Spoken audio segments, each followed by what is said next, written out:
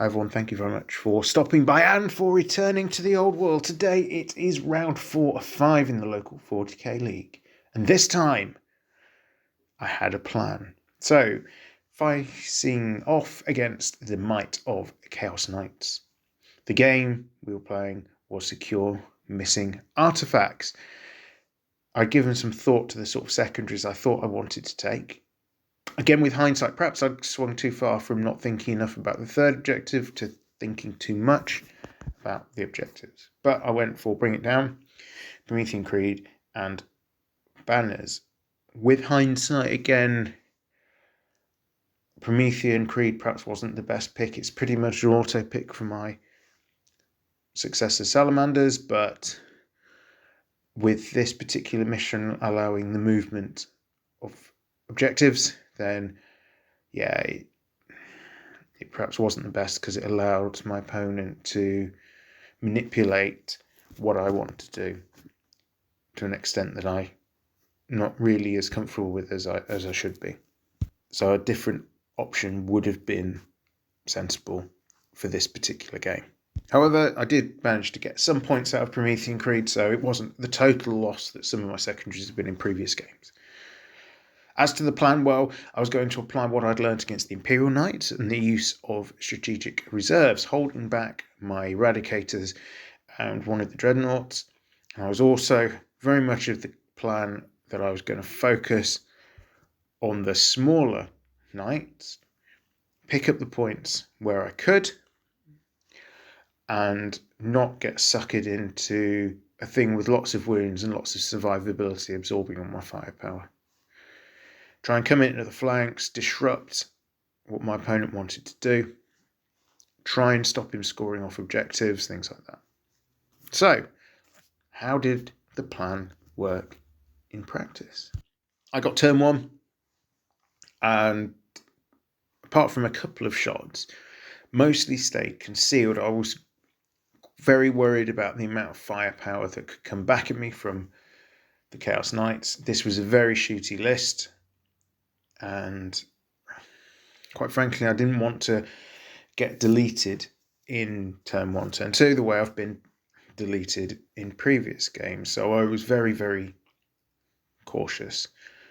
Did manage to pick up some points in the primary, managed to pick up a couple of points for Promethean Creed, but overall quite cautious. I put in a small probe with a couple of bikes to try and get some damage off.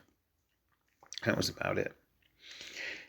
In response, I took quite a lot of a pounding, really, more than I would have hoped.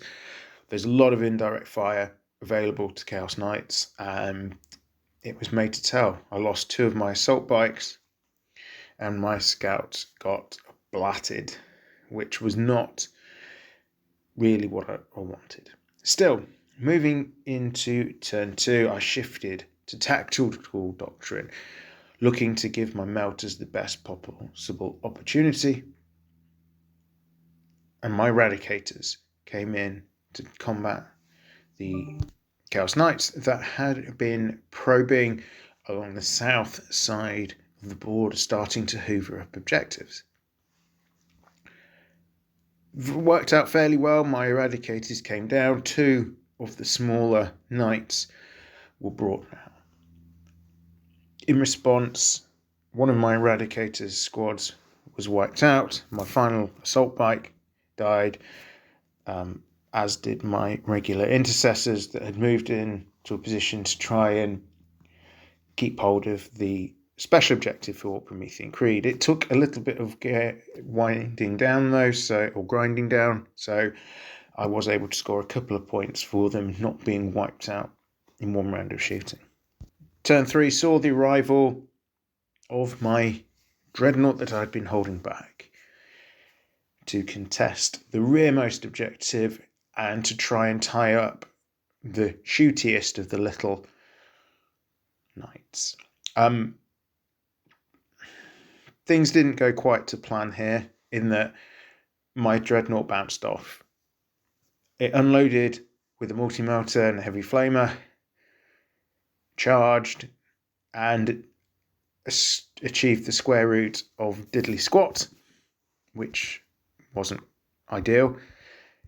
In response, the Chaos Knights turn round. Yes, that was part of the aim, was to pull them away from focusing my front line, but having not taken out the knight I was aiming at, my dreadnought was made mincemeat of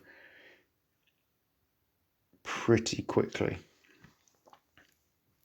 My Land Raider and other dreadnought also died this turn. Turn 3 was pretty tough. And the last turn where I was really able to achieve any points of note.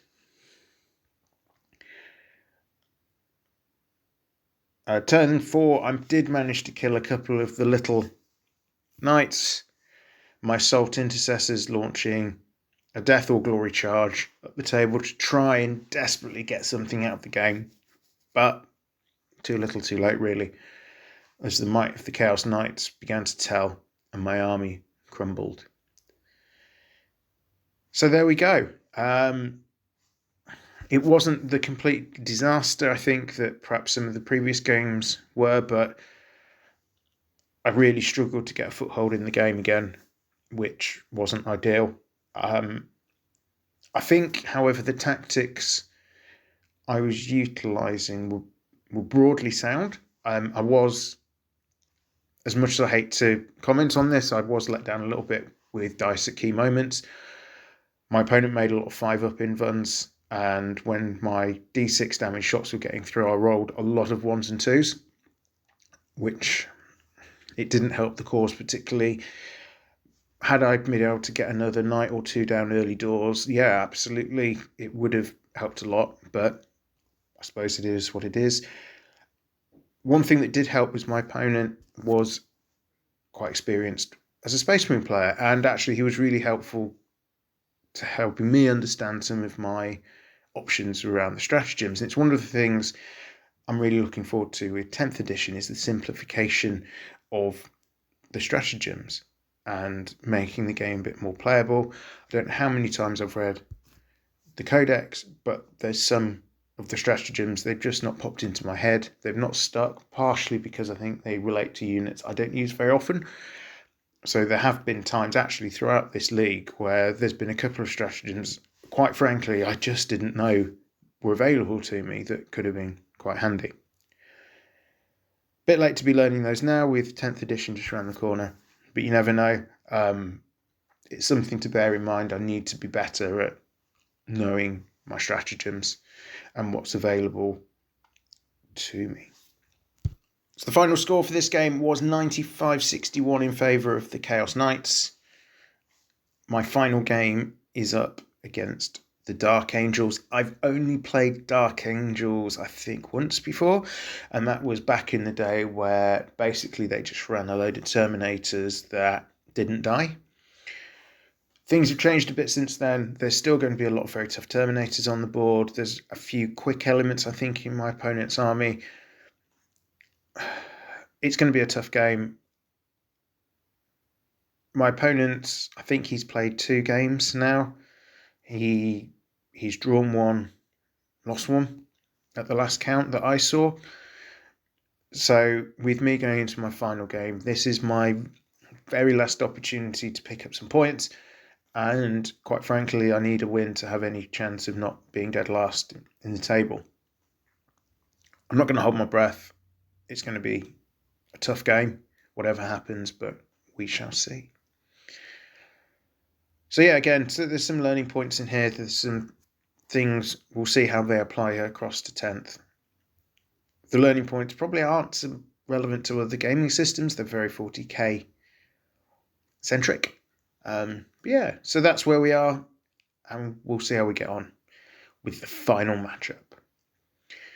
Just want to take a moment to quickly thank you for listening to me rabbit on around this particular game and the very hard-won lessons that I'm being forced to learn. If you've been enjoying this series, do consider subscribing. Whilst the channel does mostly talk about Warhammer Fantasy, there will be more 40k to come in the future, particularly when 10th edition drops. and return to the old world. Have a great day.